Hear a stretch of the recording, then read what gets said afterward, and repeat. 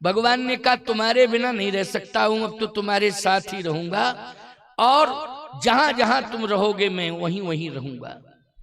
एक दिन की बात, समुद्र के किनारे सभी वानर बैठे हुए थे। हनुमान जी एकांत में भजन कर रहे थे बैठे बैठे। जामवंत जी बिल्कुल पास में भगवान के बैठे। तो भगवान उदास थे। तो जामवंत जी ने कहा कि आप उदास क्यों हैं? कितने वानर आपकी सेवा में और आपका सहयोग करने के लिए कृत संकल्पित हैं। आपकी जो समस्या है, हर समस्या का समाधान ये पदम 18 जूथब बंदर मिलकर के करेंगे। भगवान ने कहा समूह अगर किसी को मिल जाए और वो व्यक्ति ये सोचे कि इस समूह से समाधान हो जाएगा तो ऐसा संभव नहीं है। याद रखना। बोलो भाई, हो सकता है कि ज्यादा समूह हो तो और समस्या बढ़ जाए, समस्या ही बढ़ जाएगा, समाधान तो हो नहीं। ज्यादा समूह हो तो समस्या बढ़ जावे। अच्छा बोलो भैया, परिवार बढ़ता है तो खर्च बढ़ता है, और अगर विवेक की कमी है तो समस्या भी बढ़ जाती है। बोलो बढ़ जाती कि नहीं? अगर विवेक की कमी है तो समस्या बढ़ जाती है, और श्रम की कमी है प्यारे तो याद रखना धन का भी अभाव हो जाता है। क्योंकि जो मेहनत नहीं करते हैं, श्रम नहीं करते हैं, लक्ष्मी उनका साथ नहीं देती है। इसलिए मेहनत तो करनी चाहिए, श्रम करना चाहिए, और विवेक से परिवार का और समाज का संचालन करना चाहिए। जामवंत जी ने कहा कि इतने बानर आपके पास हैं, अब आपको उदास होने की जरूरत ही नहीं। भगवान ने कहा ज्यादा संख्या से ऐसा नहीं है कि समाधान हो जाए।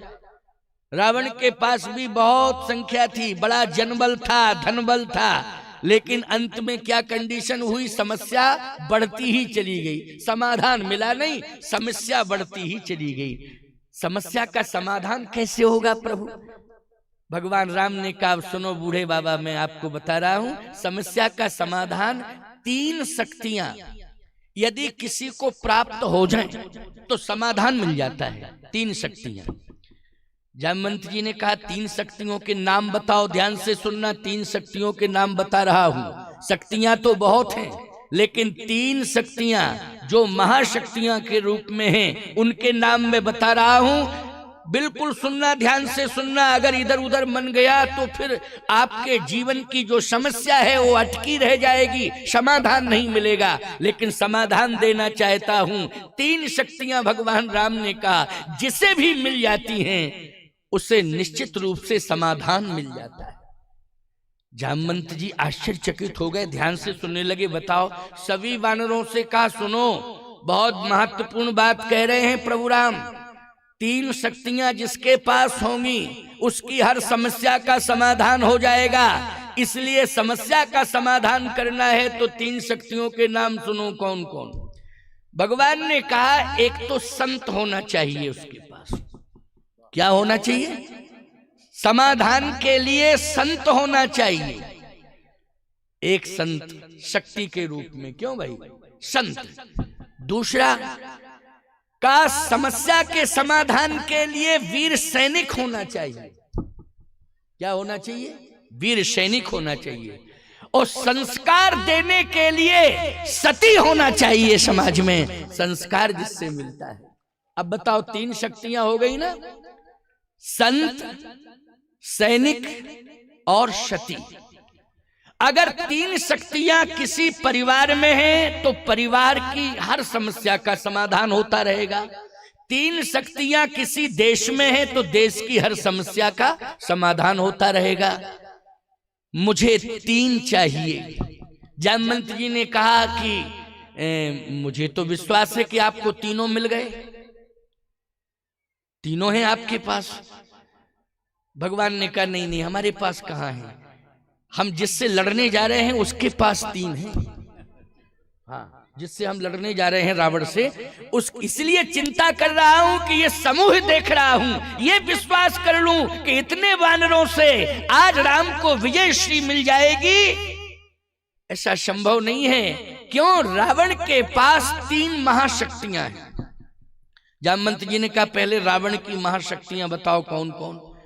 कहा रावण के पास सती के रूप में सुलोचना है, जो तपस्या कर रही है कि ये लंका की सत्ता अक्षुण्ण बनी रहे, इसके लिए तपस्विनी तपस्या कर रही है। और महान तपस्विनी के रूप में आज पूरी दुनिया में चर्चित है कौन? सुलोचना।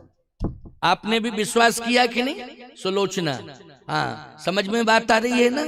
समझना तो पड़ेगा ही। अच्छा, समझ में बात नहीं आ रही होती तो इतनी शांति से बैठती नहीं आप, ये पक्की बात है। बात तो समझ में आ रही है तभी तो इतनी शांति, सभी बैठे हुए हो। नहीं, आजकल समस्या इसी बात की है कि शांति से कोई बैठता ही नहीं।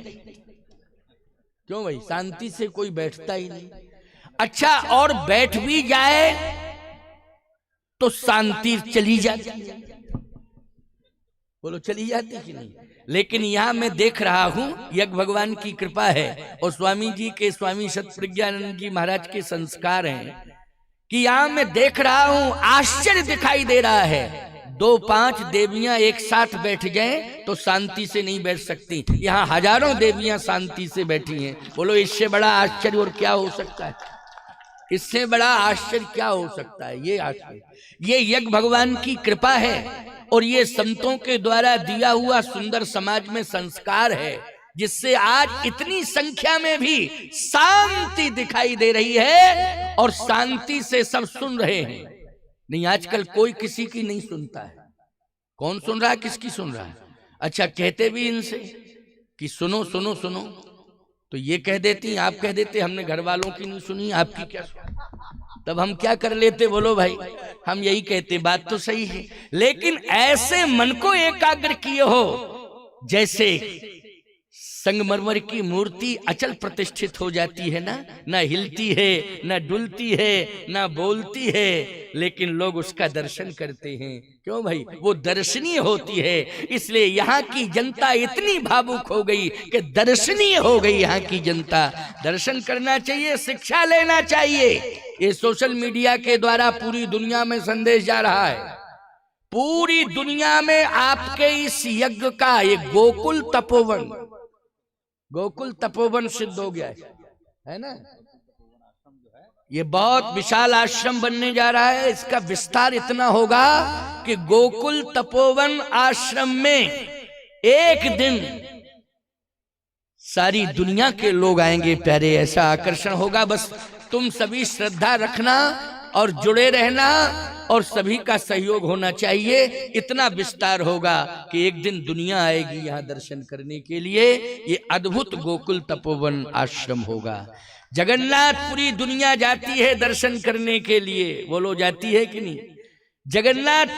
जगन्नाथ महाप्रभु का दर्शन करने के लिए सारी दुनिया जाती है पूरी। जो जगन्नाथ महाप्रभु का दर्शन करने जाएंगे, एक दिन वो गोकुल तपोवन आश्रम में भी दर्शन करने आएंगे। विश्वास की बात है। बोलो, इतना तो आपको विश्वास सही है कि जगन्नाथ महाप्रभु का दर्शन करने दुनिया जाती है। बोलो, जाती है कि नहीं जाती? हाँ, सबने कहा जाती है। मानना पड़ेगा, वो तो दुनिया जाती है तो मानोगे क्यों नहीं? बोलो, सारी दुनिया जा रही है। ये जगन्नाथ महाप्रभु का प्रभाव है। याद रखना, एक दिन वो आएगा। मेरा हृदय कह रहा है इस बात का। स्वामी जी के अंदर वो ऊर्जा है, स्वामी सतप्रज्ञानंद जी महाराज के अंदर वो क्षमता है कि जहां भी ये प्रयास कर लेते हैं वहां पर धाम बन जाता है, तीर्थ बन जाता है। ये इनकी विशेषता है। इसलिए आप भी विश्वास रखिए कि आज जो संत वाणी से आपके कानों तक ये संदेश पहुंच रहा है, ये संत वाणी व्यर्थ नहीं जाएगी। इसका साकार स्वरूप एक दिन दिखाई देगा। तो आए सुने, 3 महाशक्तियां। भगवान ने कहा कि चिंता का विषय यही है कि रावण से युद्ध करने के लिए हम सब जा रहे हैं, लेकिन विजयश्री मिल जाए इसकी कोई गारंटी नहीं।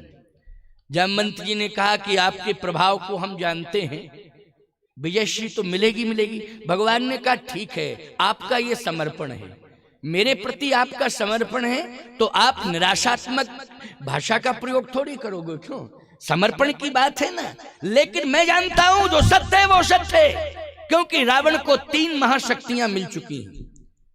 एक तो सुलोचना, वो तपस्या कर रही है, जब तक सुलोचना तपस्या करती रहेगी लंका का कुछ भी नहीं बिगड़ेगा। दूसरी बात क्या है, रावण को एक ऐसा सैनिक मिला है जिसका नाम मेघनाद है, वो इंद्रजीत है, उसने इंद्र को भी जीत लिया है। ऐसा इंद्रजीत सैनिक शूरवीर रावण को मिला है, रावण के पास है, उसका नाम क्या है, मेघनाद। जामवंत जी बोले हाँ हमारे कान खुल गए प्रभु, अभी तक तो दिमाग ही में ये बात नहीं आ रही थी, कान खुल गए, आपने तो मेरे कान खोल दिए हैं, वाह प्रभु धन्य है। और तीसरी शक्ति महाशक्ति के रूप में विभीषण जैसा संत मिल गया है जो भजन कर रहा है लंका में बैठा बैठा। जहां संत रहता है और भजन करता है वहां की भूमि की रक्षा उस संत का भजन कवच बन करके करता है, ये सत्य है। भजन कवच बन करके वहां की भूमि की रक्षा करता है।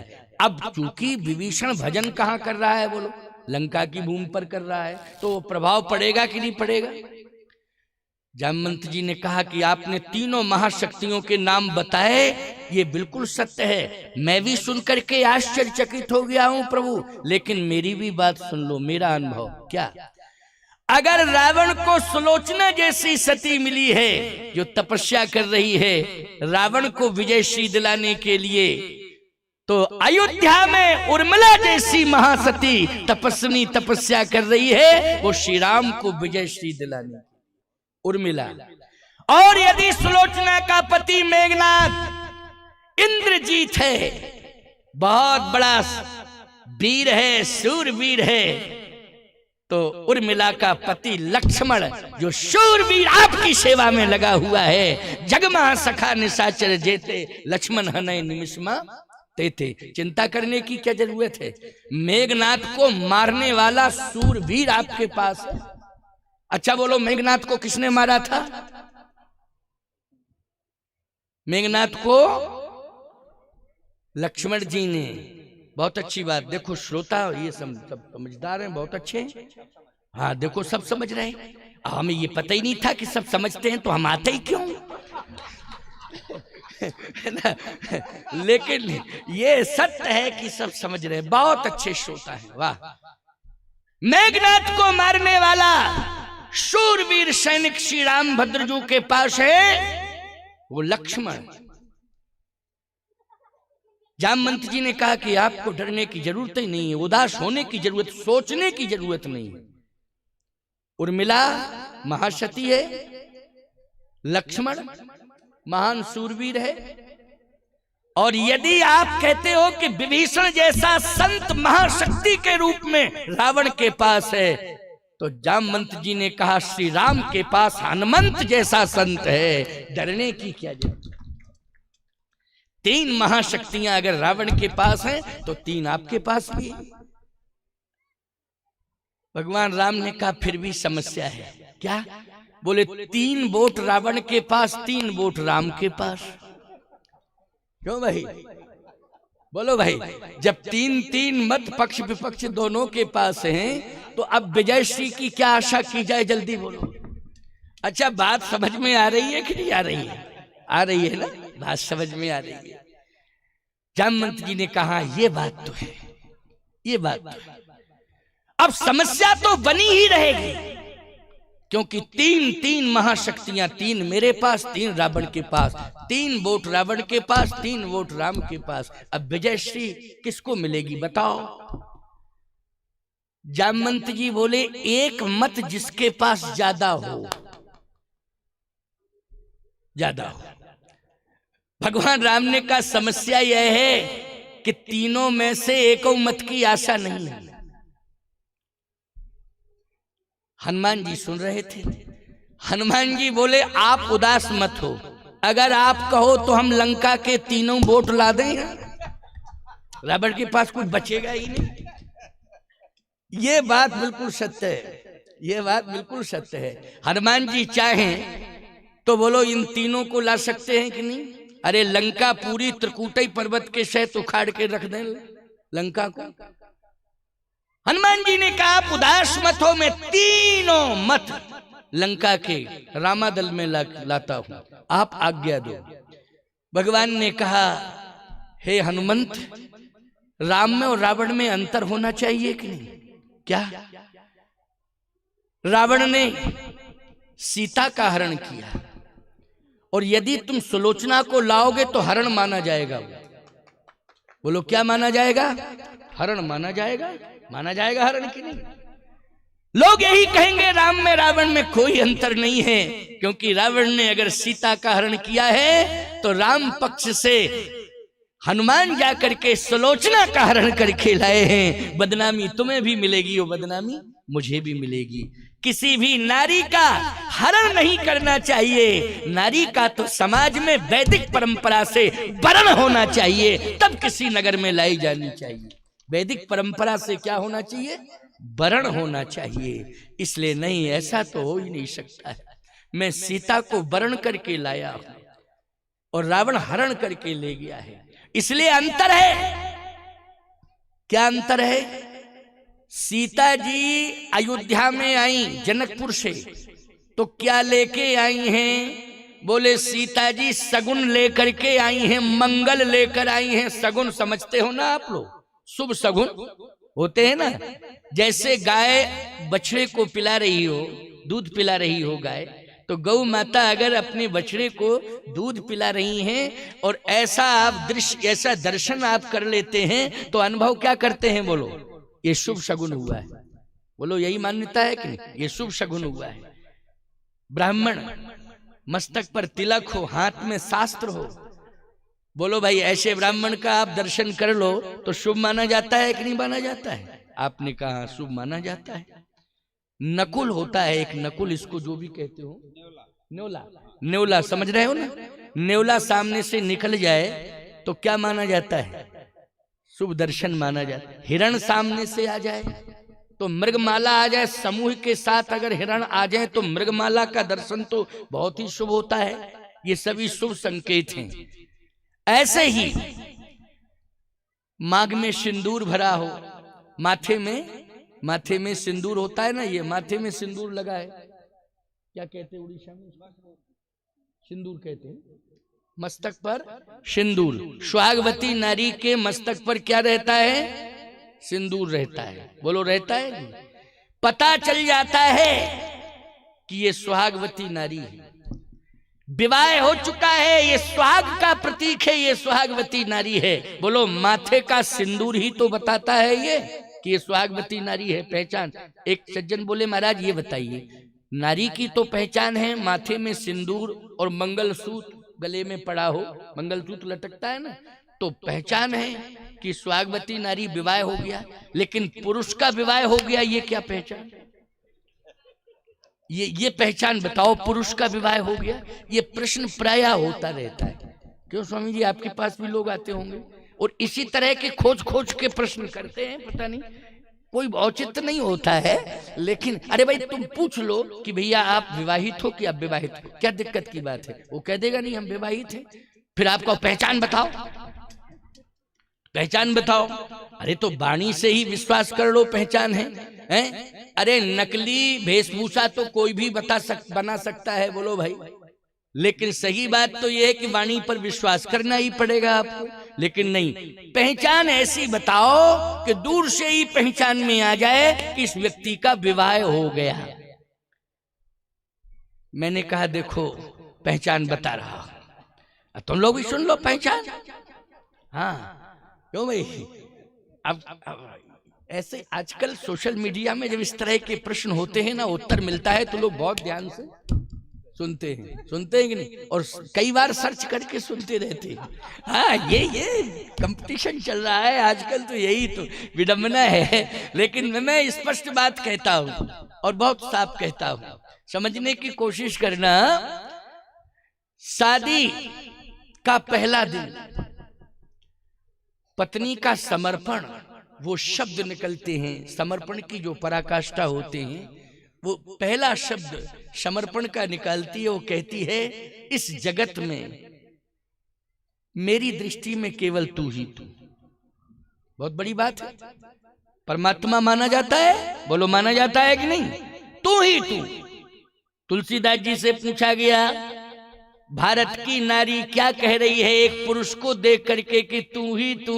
तुलसीदास जी ने कहा, वेद मंत्रों को साक्षी करके, देवताओं को साक्षी करके, समाज को साक्षी करके, अग्नि को साक्षी करके इसका वर्ण हुआ है, इसलिए वर्ण हुआ है। तो आज शास्त्र कहता है कि नारी तूने जिसका मंडप के नीचे वर्ण किया है, तेरा परमात्मा वही है। आज से तेरा परमात्मा वही है। एक ही धर्म एक व्रत ने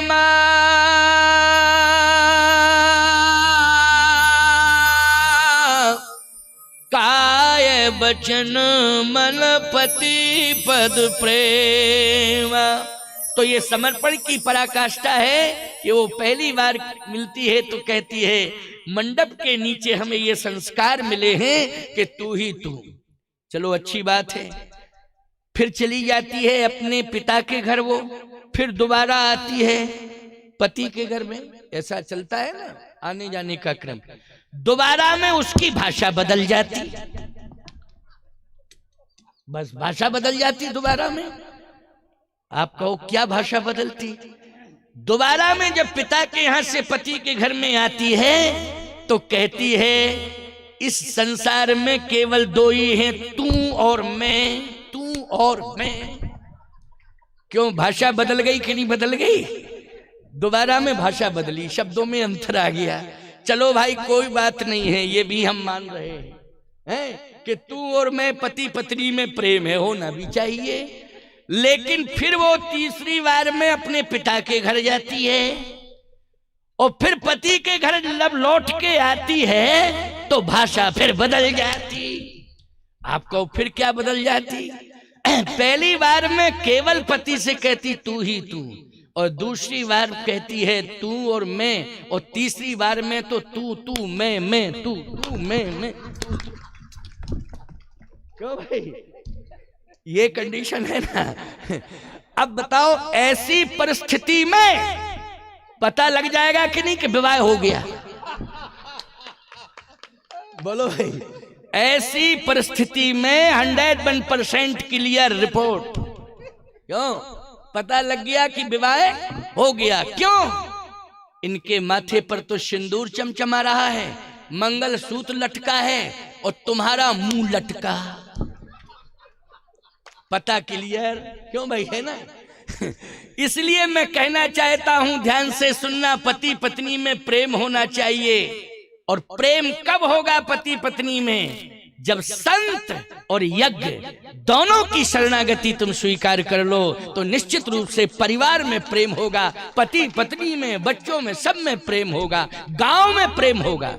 मैं दावे के साथ कह रहा हूं, ये रुद्र महायज्ञ, इक्यावन कुंडात्मक रुद्र महायज्ञ हो रहा है। ये बहुत बड़ा तपोवन घोषित हो रहा है। मैं आपसे स्पष्ट रूप से कहना चाहता हूं, यज्ञ भगवान के प्रति समर्पित रहना। सभी अबाल वृद्ध नर नारियों से कह रहा हूं, सामूहिक रूप से कह रहा हूं, ग्राम वासियों से कह रहा हूं और क्षेत्र वासियों से कह रहा हूं, गोकुल तपोवन आश्रम के प्रति अपना समर्पण करना। यज्ञ भगवान की कृपा से, संतों के आशीर्वाद से आपके घर में शांति भी रहेगी, आपके घर में सौहार्द, प्रेम, राज्य की स्थापना हो जाएगी। राम राज्य तब आएगा जब प्रेम राज्य की स्थापना होगी। प्रेम राज्य की स्थापना के लिए शांति सौहार्द समाज में बना रहे, इस प्रदेश में बना रहे, देश में बना रहे, इसके लिए हमें यज्ञ भगवान से प्रार्थना करनी पड़ेगी और संतों की आज्ञा को शिरोधारी करना पड़ेगा। ये सूत्र मैंने महत्वपूर्ण दिया है। इसमें जरा भी अगर इधर उधर हुए तो सावधानी हटी और दुर्घटना घटी। इसलिए सावधान होकर के सुनना। भगवान राम ने कहा कि हनुमंत सुनो मेरी बात, बूढ़े जामवंत जी आप भी सुनो, समूचे वानर दल से मैं कहना चाहता हूं, सब ध्यान से सुनना। पूरी दुनिया सुन रही है मेरी बात को। मैं सभी को बताना चाहता हूं कि जब मैं जनकपुर से सीता को लेकर के अवधपुर आया तो सीता अपने साथ सगुन लेकर के आई अयोध्या में। क्या लेके आई? सगुन लेकर आई। गोस्वामी जी ने लिखा है, आए राम ब्याहे घर जब ते भयउ आनंद अवधपुर तब ते। आनंद ये सगुन का प्रतीक है, बोलो है कि नहीं? आनंद यदि हो रहा है तो ये सगुन का संकेत है कि नहीं? सगुन से ही आनंद है। अगर आनंद है आपके जीवन में तो ये शुभ सगुन है आपके लिए, बोलो है कि नहीं? अब आनंद किसके द्वारा मिला है आपको? बस ये समझिए ना कि उसी ने हमें ये शुभ संकेत दिया है। ये शुभ और सुख इन दोनों से जोड़ा है, शुभ और सुख दोनों से जोड़ा है। तो आपको शुभ और सुख, आनंद, मंगल, इससे यज्ञ भगवान जोड़ रहे हैं। आप यज्ञ से जुड़े रहिए, यज्ञ भगवान आपको सुख और शांति से जोड़ के रखेंगे, सदा रखेंगे। लेकिन लंका वालों से पूछा कि अयोध्या में सीता जी आई थी तो सगुन लेकर के आई थी, मंगल लेकर आई थी, सुख लेकर आई थी, आनंद लेकर आई थी, लेकिन लंका में क्या लेके आई? तो लंका की जनता ने रावण से कहा कि लंका में सीता असगुन लेकर आई, अमंगल लेकर आई है। अब बोलो सीता एक ही है, लेकिन अयोध्या में क्या लेके गई? मंगल, सगुन, बोलो लेके गई ना। लेकिन लंका में जब गई वही सीता तो क्या लेके गई? अमंगल, असगुन। राक्षसों ने कहा कि ये दूसरी सीता है कि वो दूसरी थी? वो जो अयोध्या में पहुंची थी मंगल लेकर, शगुन लेकर, वो सीता कोई और थी। और लंका में जो सीता अमंगल और असगुन लेकर के आई है, ये सीता दूसरी है। रावण बोला नहीं नहीं नहीं नहीं, मैं वही सीता को लेके आया, कंफर्म रिपोर्ट है, मैं वही सीता लेके आया। हाँ, क्यों? जनकपुर में देख के आया था, पहचान लिया था मैंने, वही सीता को लेके आया हूं। तो सीता एक है, लेकिन असर अलग अलग क्यों दिखाई दे रहा है? प्रभाव अलग अलग क्यों दिखाई दे रहा है? बोलो भाई, सीता जब एक है तो प्रभाव अलग अलग क्यों दिखाई दे रहा है? सावधानी से सुनना। उसी समय विभीषण बोल पड़ा, संत बोल पड़ा, क्या तुम लोगों की समझ में नहीं आएगा? मैं बता रहा हूं, सीता वही है, लेकिन असर अलग अलग क्यों, प्रभाव अलग अलग क्यों? कारण यह है कि सीता अयोध्या में वरण करके लाई थी और सीता लंका में हरण करके लाई। नारी जब वरण करके लाई जाती है तो उस घर के और नगर गांव के लिए वो सगुन होती है, और जब नारी हरण करके जिस नगर में आती है तो वो असगुन लेकर के आती है, अमंगल लेकर के आती है। इसलिए हरण करके लाए हो, इसलिए असगुन और अमंगल हो रहे हैं। मंदोदरी भी बोल पड़ी, प्रहस्त भी बोल पड़ा, सभी राक्षस बोल पड़े। जब ते तुम सीता हरियाणी, ओ कुछ गुण हो न जाए बखानी, असुगुण हो न जाए बखानी। जब से लंका में हरण करके सीता आई हैं, तब से असगुन ही असगुन हो रहे हैं। क्यों? हरण करके आई। तो भगवान राम ने कहा ऐसा नहीं करना है कि सुलोचना का हरण करके तुम लाओ, फिर तो ये कन्फर्म है कि विजय कभी मिल ही नहीं सकती, बदनामी अलग मिलेगी। विजय की तो बातें ही छोड़ दो, बदनामी अलग मिलेगी। इसलिए ऐसा काम नहीं करना है। किसी भी देश की नारी क्यों ना हो, हमें सम्मान करना चाहिए। यही राम का संकेत है, यही राम का चरित्र है कि किसी भी देश की नारी क्यों ना हो, सम्मान होना चाहिए। बोलो होना चाहिए सम्मान की नहीं होना चाहिए? अगर विदेशी नारी हमारे यहाँ आ जाए तो हम अपमान करेंगे उसका? नहीं करेंगे, बल्कि हम ऐसा प्रयास करेंगे कि हमारे सनातन की परंपरा को स्वीकार करे और सनातन संस्कृति के अनुसार अपना जीवन यापन करे। तो बोलो अभूतपूर्व परिवर्तन माना जाएगा कि नहीं माना जाएगा?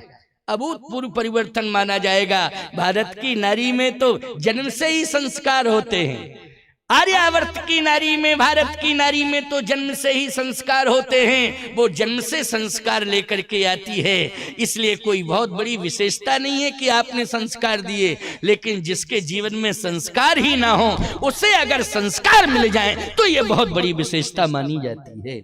इसलिए नहीं, सुलोचना जहां तपस्या कर रही है उसको वहीं तपस्या करने दो। और हनुमान, रामादल का कोई भी व्यक्ति लंका में प्रवेश करे तो नारी सम्मान का ध्यान रखे, विशेष रूप से किसी नारी का अपमान नहीं होना चाहिए। हनुमान जी ने कहा तो एक काम तो कर ही सकते, 2 को तो ला ही सकते, तो 2 वोट बहुत है, उसके पास 1 रह जाएगा, रावण के पास आपके 5, 3 और 2 5। हम मेघनाद जैसा सैनिक, शूरवीर और भजन करने वाला विभीषण जैसा संत, इन दोनों को ला दे तो भगवान ने कहा नहीं। जिस देश